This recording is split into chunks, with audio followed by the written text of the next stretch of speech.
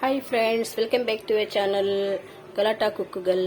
வாங்க நாங்கள் இன்னைக்கு போட்டி செய்கிறது பார்க்கலாம். பாருங்கள், ஒரு போட்டி இது நல்லா க்ளீன் பண்ணி சுத்தம் பண்ணி வச்சுருக்கிறேன். இப்போ நான் செய்ய போகிற அளவு நான் உங்களுக்கு சொல்கிறேன். ஃபஸ்ட்டு வந்து எண்ணெய் போட்டுட்டேன். எண்ணெய் சூடாயிடுச்சு.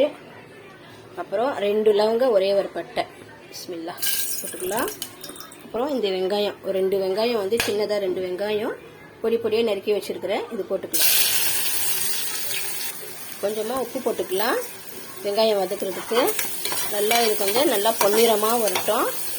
அப்புறம் இந்த கடலைப்பருப்பு வந்து ஒரு 2 ஸ்பூன் கழுவி ஊற வச்சுருக்கிறேன். இது போட்டு செஞ்சால் இன்னும் சூப்பராக இருக்கும். டேஸ்ட்டு அவ்வளோ அட்டகாசமாக இருக்கும். அப்புறம் ஒரு தக்காளி, புதினா, கொத்தமல்லி, கொஞ்சம் புதினா போடுங்க, அப்போ தான் உங்களுக்கு கவுச்சி வாசனை போகும். ஒரே ஒரு தக்காளி தான் போட்டேன். அப்புறம் ஒரே ஒரு ஸ்பூனு இஞ்சி பூண்டு பேஸ்ட்டு.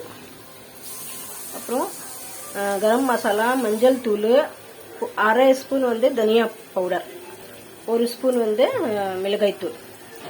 தனியா தூள் போட்டால் கூட அந்த ஸ்மெல் வந்து அதில் இறங்கி சூப்பராக இருக்கும். அதுவே இது ப்ரௌன் கலர் ஆகட்டும், காமிக்கிறேன் நான். பாருங்க, லைட்டாக ப்ரௌன் கலர் வந்துடுச்சு.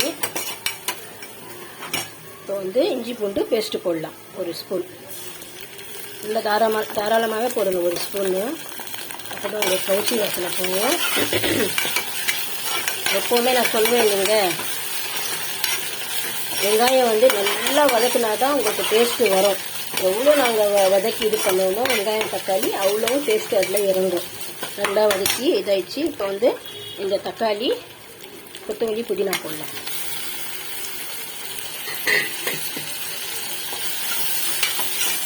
தக்காளி வதக்குறதுக்கு இந்த மசாலா போடலாம். நாங்கள் மஞ்சத்தூள் போடணும். அந்த மசாலாலாம் சேர்த்து இதில் போட்டுக்கலாம். அப்போ தான் நல்லா வதக்கும்.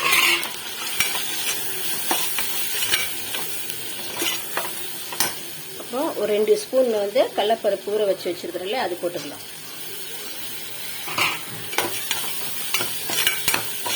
நல்லா இந்த பச்சை வாசனை தக்காளி எல்லாம் நல்லா வதங்கி வரட்டும்.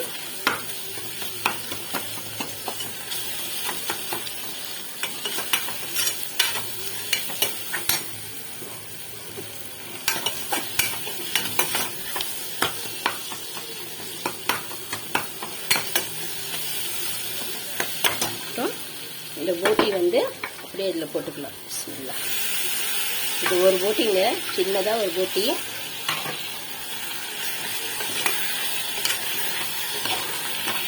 இதில் வந்து கொஞ்சம் நாங்கள் தண்ணி போட்டு நல்லா குக்கரில் வேக வச்சுக்கலாம். நீங்கள் இதில் தேங்காய் கூட அடித்து போடலாம். ஒரு 2 பதம் தேங்காய் அடித்து போட்டால் கொஞ்சம் கிரேவியாக வரும். எங்கள் வீட்டில் வந்து தேங்காய் அடிக்காமல் தான் நான் செய்வேன் எப்போவுமே. இது வந்து இப்போ மூடி வச்சிடலாம். ஒரு 4-5 விசில் வரட்டும், பார்க்கலாம். பாருங்கள் ஃப்ரெண்ட்ஸ், 4-5வது விசில் வரும்போது நான் ஆஃப் பண்ணிட்டேன். இப்போ வந்து நாங்கள் ஓப்பன் பண்ணி பார்க்கலாம்.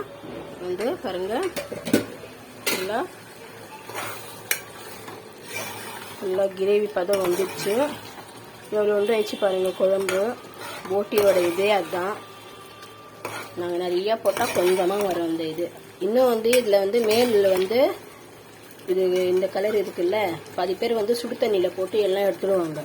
அது இன்னும் வந்து கொஞ்சமாக இது தோலோடு சாப்பிட்டா தான் நல்லா டேஸ்ட்டாக இருக்கும்.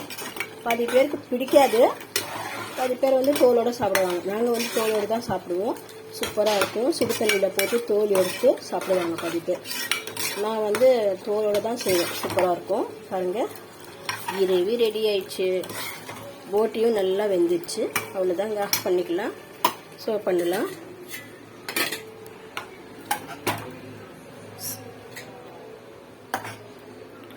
சூப்பராக இருக்கு பாருங்கள்.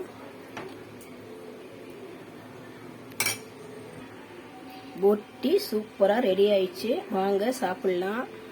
ஷேர் பண்ணுங்கள், கமெண்ட் பண்ணுங்கள், சப்ஸ்கிரைப் பண்ணுங்கள்.